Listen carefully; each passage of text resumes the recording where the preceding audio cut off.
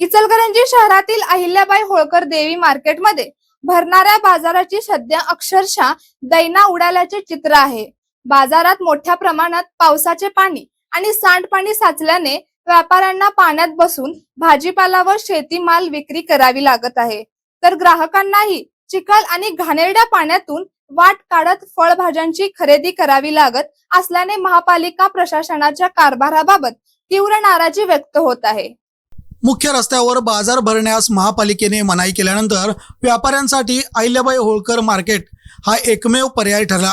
मात्र या बाजारात मूलभूत सुविधांचाच अभाव असल्याचे दिसून येत आहे। पावसाळा सुरू होताच संपूर्ण बाजार परिसर जलमय होत असून अनेक ठिकाणी गटारीचे पाणी तुंबून वर येत आहे। त्यामुळे अस्वच्छतेबरोबरच आरोग्याचा प्रश्नही गंभीर बनला आहे। बाजारात पेविंग ब्लॉक बसविण्यात आले असले तरी योग्य उतार आणि पाणी निचऱ्याचे नियोजन नसल्याने पावसाचे पाणी दीर्घकाळ साचून राहते।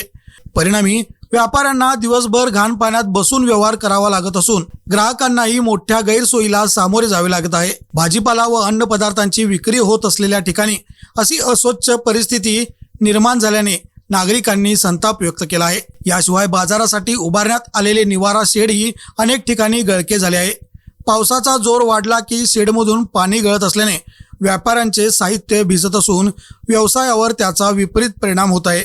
लाखो रुपये खर्च करून उभारण्यात आलेल्या बाजारात आजही मूलभूत सुविधा उपलब्ध नसल्याने महापालिकेच्या नियोजनावर प्रश्नचिन्ह उपस्थित केले जात आहे।